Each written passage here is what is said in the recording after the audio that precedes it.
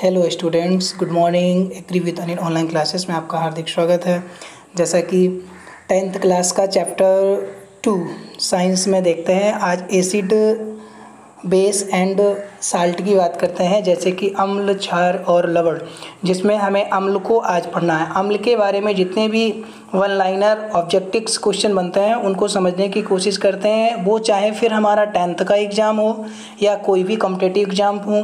सारे के सारे एग्ज़ाम्स को क्वालिफाई करने के लिए, अच्छी प्रिपरेशन करने के लिए जितने भी एसिड से संबंधित क्वेश्चन बनेंगे उनको कलेक्शन करने की कोशिश करते हैं। कि जैसे कि बात कर लेते हैं हम एसिड की बात करते हैं, तो एसिड जो होता है वे पदार्थ होते हैं, अम्ल वे पदार्थ होते हैं जो जल में घुल करके हाइड्रोजन के धनायन या हाइड्रोजन प्लस आयंस देते हैं या प्लस आयंस का त्याग करते हैं, अम्ल कहलाते हैं। अम्ल की बात करते हैं तो एसिड शब्द है कि उत्पत्ति लैटिन भाषा से हुई है, लैटिन लैंग्वेज से हुई है। किस लैंग्वेज से हुई है? लैटिन लैंग्वेज से हुई है, जो कि एसिडस से मिलकर बना है, एसी प्लस डस से मिलकर बना है। इसको मैं कह सकता हूँ एसी प्लस डस।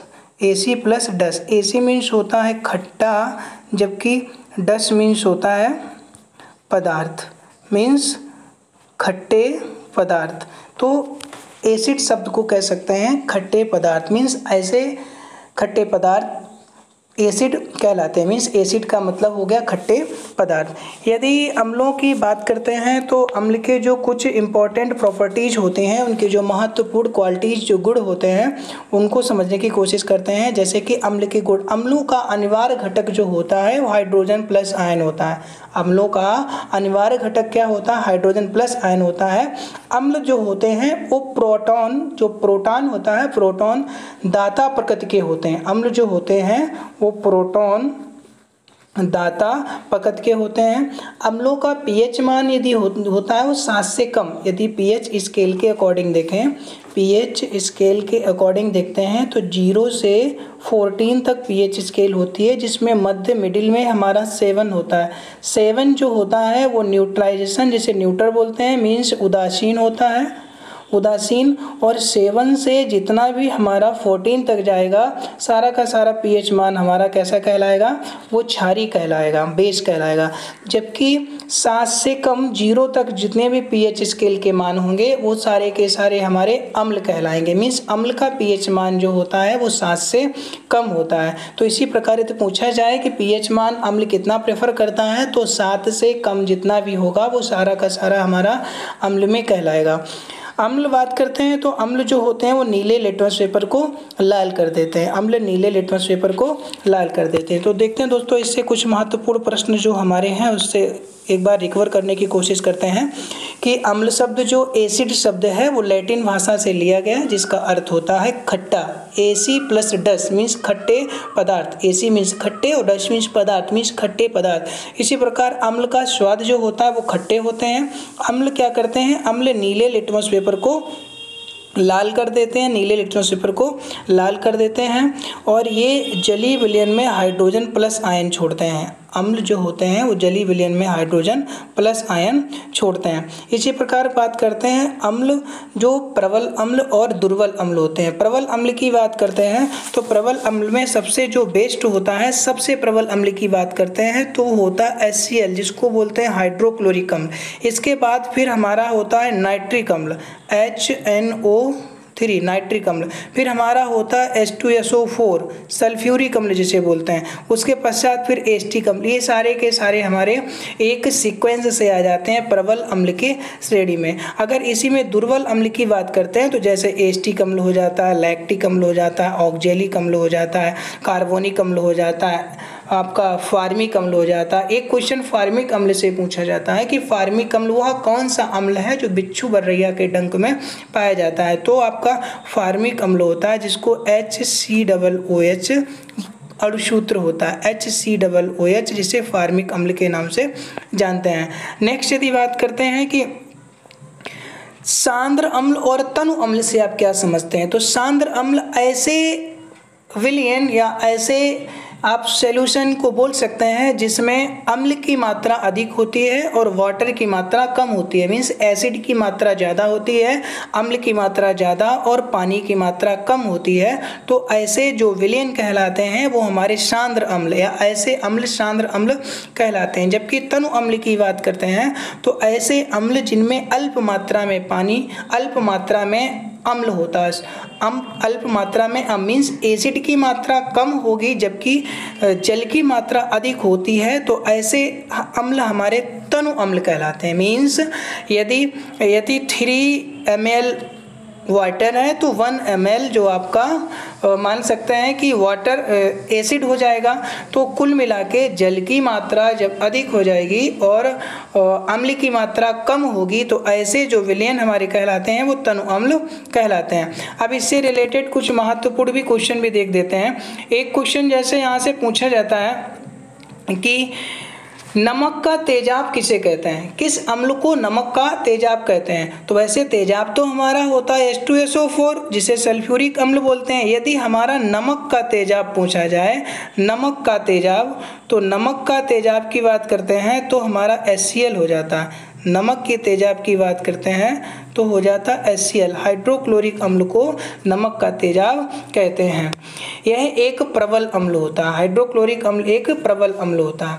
इसी प्रकार यदि बात करते हैं नाइट्रिक अम्ल, नाइट्रिक अम्ल जो होता है इसे सोरे का अम्ल कहा जाता है, HNO3, ये नाइट्रिक अम्ल होता है, इसे सोरे का अम्ल बोलते हैं। क्या बोलते हैं? सोरे का अम्ल, इसे सोरे का अम्ल भी कहा जाता है। नाइट्रिक अम्ल का उपयोग जो होता है, नाइट्रिक अम्ल का उपयोग धातुओं के शुद्धिकरण में किया जाता है, धातुओं के शुद्धिकरण में। और एक बोलते हैं अम्लराज, एक्वारेजिया के निर्माण में नाइट्रिक अम्ल भूमिका निभाता है। एक्वारेजिया क्या होता है जिसे अम्लराज बोलते हैं, अम्लराज की बात करते हैं तो ये HCl प्लस HNO3 हाइड्रोक्लोरिक अम्ल और नाइट्रिक अम्ल का अनुपात मेन होता है जो कि 3:1 मीन्स 3 अनुपात जो होगा वो HCl का होगा और 1 अनुपात जो होगा वो होगा किसका? नाइट्रिक अम्ल। यदि हाइड्रोक्लोरिक अम्ल और नाइट्रो जो आपका नाइट्रिक अम्ल को 3:1 में मिला देते हैं तो यहाँ से हमारा अम्लराज प्राप्त होता है। तो पूछा जाए कि किस अनुपात में हाइड्रोक्लोरिक अम्ल और नाइट्रिक अम्ल को मिलाते हैं जो एक्वारेजिया प्राप्त होता है, तो 3:1 में यदि हाइड्रोक्लोरिक अम्ल और नाइट्रिक अम्ल को मिला देते हैं तो एक्वारेजिया प्राप्त हो जाता है। इसी प्रकार से यदि हम सल्फ्यूरिक अम्ल की बात करें, सल्फ्यूरिक अम्ल हमारा होता है H2SO4। सल्फ्यूरिक अम्ल की बात करें तो इसे गंधक का अम्ल बोलते हैं। क्या बोलते हैं? गंधक का अम्ल, गंधक का अम्ल बोलते हैं। दूसरा इसी को अम्लों का राजा भी बोलते हैं और ये अम्लों का राजा कहलाता है। और बैटरी संचायक के रूप में इसका प्रयोग किया जाता है, बैटरी संचायक के रूप में भी प्रयोग किया जाता है। अग्निशमक यंत्रों में प्रयोग किया जाता है। यदि उपयोग की बात करें तो अग्निशमक यंत्रों में किया जाता है, पेट्रोलियम के शुद्धिकरण में इसका उपयोग किया जाता है। तो H2SO4 की बात करते हैं तो H2SO4 जिसे तेजाब के नाम से भी जाना जाता है। अब कुछ पदार्थ देखते हैं जिसमें अम्ल की मात्रा पाई जाती है। कुछ खाने वाले पदार्थ होते हैं जिनमें अम्लों की मात्रा पाई जाती है। जैसे आपका हो जाता है नींबू। यदि बात करें नींबू तो नींबू या इसमें मौसमी की बात कर लेते हैं, नींबू और मौसमी। तो नींबू और मौसमी में कौन सा अम्ल पाया जाता है? तो साइट्रिक अम्ल पाया जाता है, साइट्रिक एसिड पाया जाता है। साइट्रिक अम्ल आपका नींबू और मौसमी में पाया जाता है। यदि बात करते हैं इमली और अंगूर में, इमली और अंगूर की बात करते हैं तो इमली और अंगूर में जो आपका पाया जाता है वो कौन सा पाया जाता है? इमली और अंगूर टार्टरिक अम्ल पाया जाता है, टार्टरिक अम्ल पाया जाता है। टार्टरिक अम्ल किसमें पाया जाता है? इमली और अंगूर में। यदि दही की बात करते हैं, दही में कौन सा अम्ल पाया जाता है? तो लैक्टिक अम्ल। कौन सा? लैक्टिक अम्ल जो पाया जाता है, लैक्टिक अम्ल वो हमारा दही में पाया जाता है। लैक्टिक अम्ल किसमें पाया जाता है? दही में पाया जाता है। इसी प्रकार से यदि मक्खन की बात करते हैं, मक्खन में कौन सा अम्ल पाया जाता है? तो मक्खन में जो पाया जाता है वो ब्यूटायरिक अम्ल होता है, या ब्यूटेरिक जिसे बोलते हैं, ब्यूटेरिक अम्ल हमारा मक्खन में पाया जाता है। यदि बात करते हैं सेब में कौन सा अम्ल होता है? तो मैलिक अम्ल होता है सेब में कौन सा होता है? मैलिक अम्ल होता है। और ये मैलिक अम्ल चने की पत्तियों में भी होता है, जिसके कारण पत्तियां खट्टी होती हैं। चने की पत्ती में भी मैलिक अम्ल ही होता है, जिसके कारण पत्तियां खट्टी हो जाती हैं। यदि पूछा जाए घास, ये जो आपकी ग्रास होती है ना, इसमें किस प्रकार का अम्ल होता है? तो घास की बात करते हैं तो घास में ज़्यादातर बेंजोइक अम्ल होता है। कौन सा होता है? बेंजोइक अम्ल की बात करते हैं। बेंजोइक अम्ल घास में पाया जाता है। यदि बात करते हैं सिरका या फलों का रस जो होता है वो एस्टिक अम्ल जिसे सिरका बोलते हैं, एस्टिक अम्ल को सिरका बोलते हैं। पूछा जाए चींटी, बिच्छू, मधुमक्खी, नेटल, इसके डंक में कौन सा अम्ल होता है? तो फार्मिक अम्ल होता है। कौन सा अम्ल होता है? फार्मिक अम्ल होता है। चाहे चींटी हो, चाहे वो आपकी मक्खी हो, मधुमक्खी जिसे बोलते हैं, या जिसे बर्र बोलते हैं, या नेटल का डंक बोलते हैं, बिच्छू का, इसमें आपका फार्मिक अम्ल होता है, जिसे मेथेनोइक अम्ल भी बोलते हैं। मेथेनोइक अम्ल जो इसका आयुपेसी नाम होता है, तो इसे कहीं कहीं पर फार्मिक अम्ल ना लिख करके मेथेनोइक अम्ल होता है। इसका सूत्र होता है HCOOH।